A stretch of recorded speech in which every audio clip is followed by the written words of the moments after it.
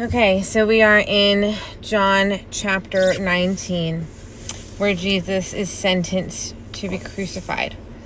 Pilate takes him and flogs him. Now, what this means is that he was flogged 39 times. And the way that crucifixion worked, I know we've talked about this, but the way crucifixion worked in Roman times, or the Romans came up with this, and they were just, I don't even understand. It was just insane that they would come up with this. But they first would be the beating, where they had the strips of the leather on the whip. It wasn't just a whip.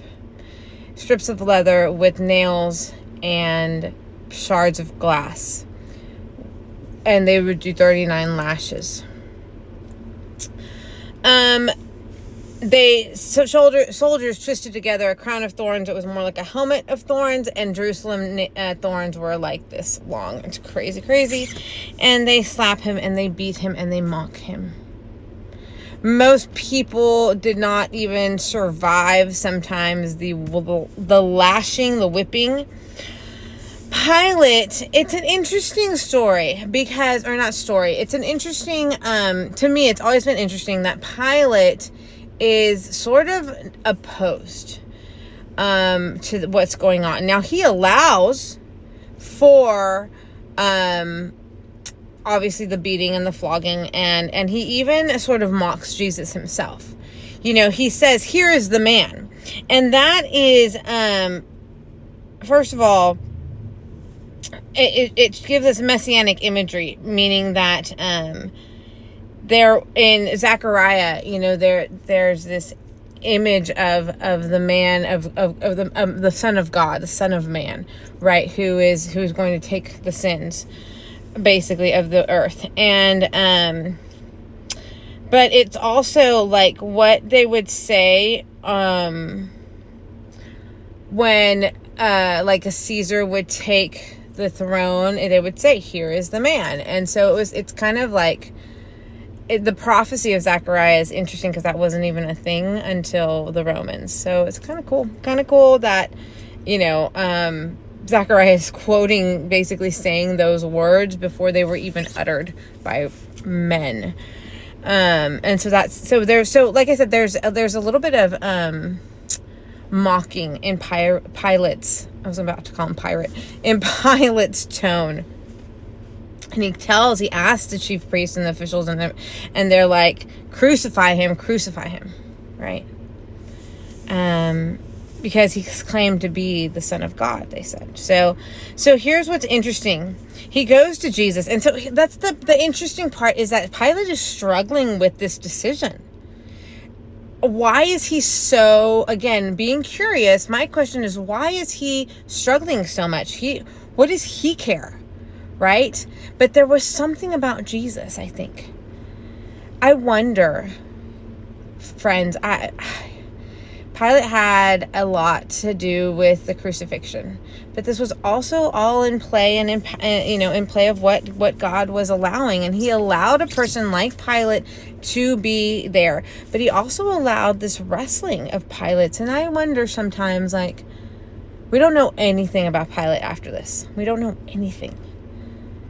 Could Pilate have become a believer? I don't know. That'd be crazy. But anyways, Pilate tells Jesus, "Don't you realize I have power either to free you or to crucify me?" And Jesus says, "You don't have any power over me if it weren't given to you from above. Therefore, the one who handed me over to you is guilty of a greater sin." So from then on, it says Pilate tried to set Jesus free, but the Jewish leaders kept shouting. And so the struggle, again, it's so bizarre. It's so bizarre because look at what it says in verse 12. He says, "If you let this man go, you are no friend of Caesar," is what they're shouting. The people are shouting this. "Anyone who claims to be a king opposes Caesar." What? Like, you Jewish people oppose Caesar more than anyone. Y'all hate Rome. And yet you are so blinded and so, like, crazy that you're telling Pilate, we're going to come after you, basically, if you don't do what we ask. You're opposing Caesar.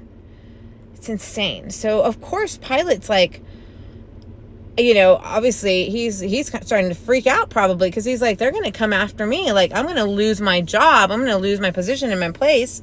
Right? It's about noon, it says. So he says, okay, here's your king. And they were like, take him away, crucify him. And he says, shall I crucify your king? And he's like, we don't have a king but Caesar. Oh my word, this is crazy. And so finally Pilate hands him over to be crucified, and it's about noon. John really doesn't give us a lot of information about the crucifixion comparatively to the other Gospels. I think part of the reason being that John was there. He lived it. He saw it. He is the disciple, the only disciple who sat through it. That sounds awful, but you know what I mean. Jesus carries his cross. They crucify him. He's in the middle and two on the other side.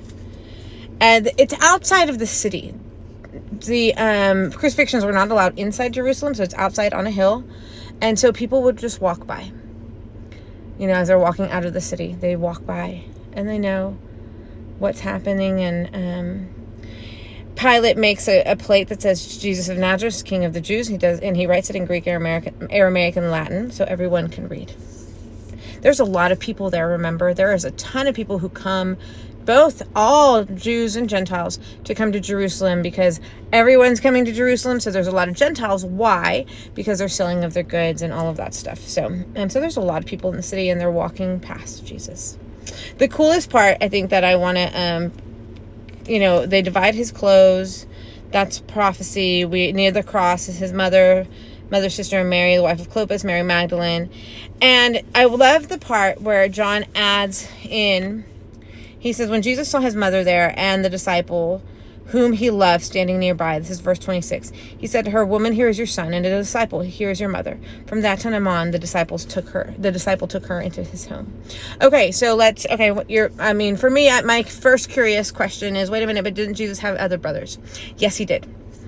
What's beautiful about this, because of what we know now, Jesus had other brothers. So in that sense, Jesus was looking into and knowing the future, I think, in his divinity.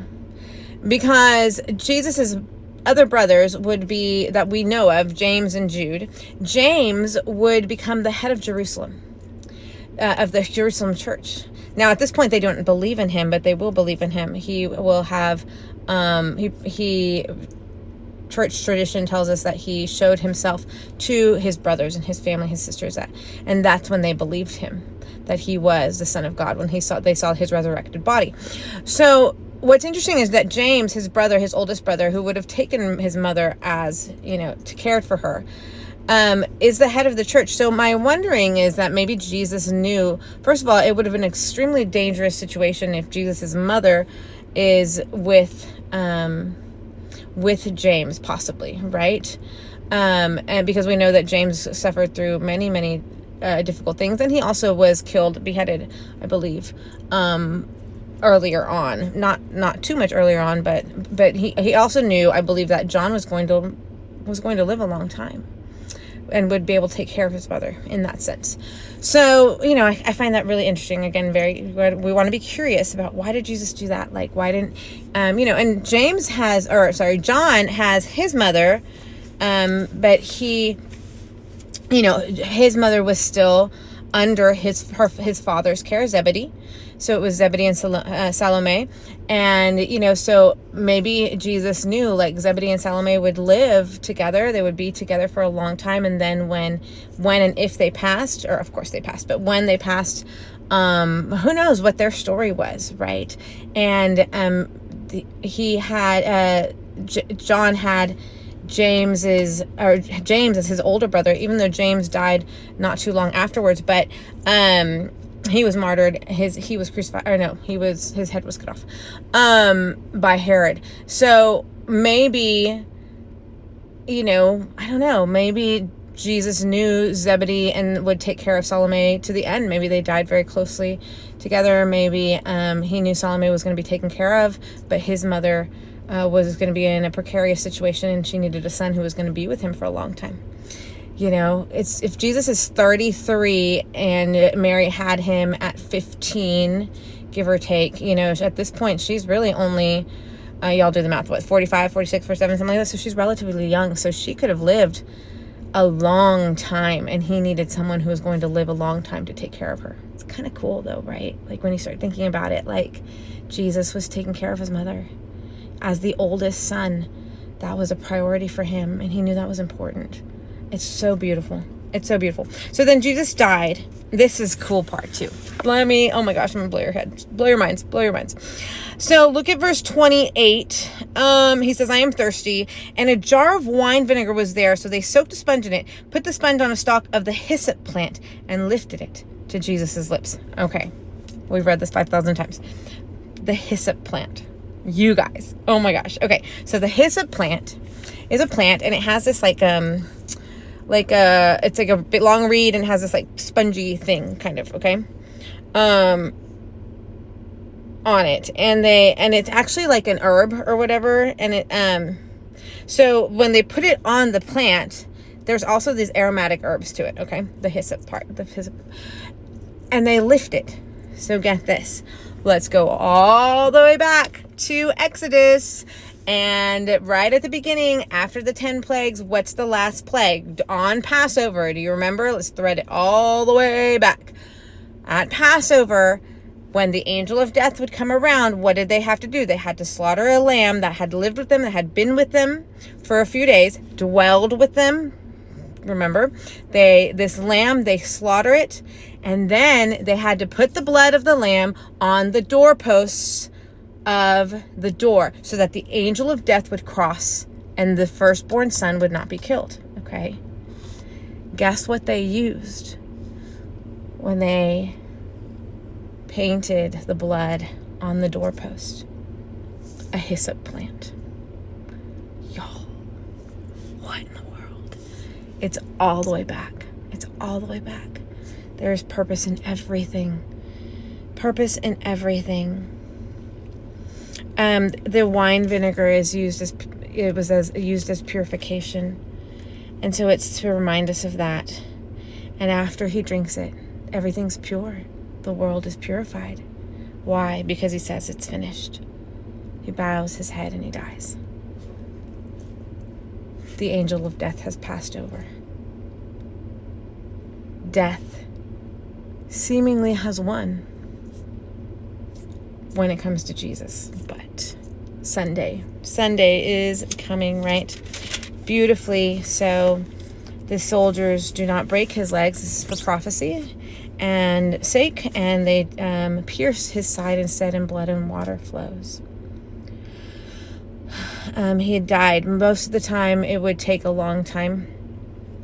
So crucifixion, all of your blood is protecting your heart. But because you can't hold yourself up, it is hard to breathe. And so that's why many times they would break their legs so that they can't extend their bodies to breathe, and so that they die faster. That wasn't necessarily the case in Jesus's. In Jesus's case, he dies relatively quickly by God's grace. And Joseph of Arimathea and Nicodemus, they ask for the body. And they prepare his body in a new tomb, and they lay Jesus there on Passover.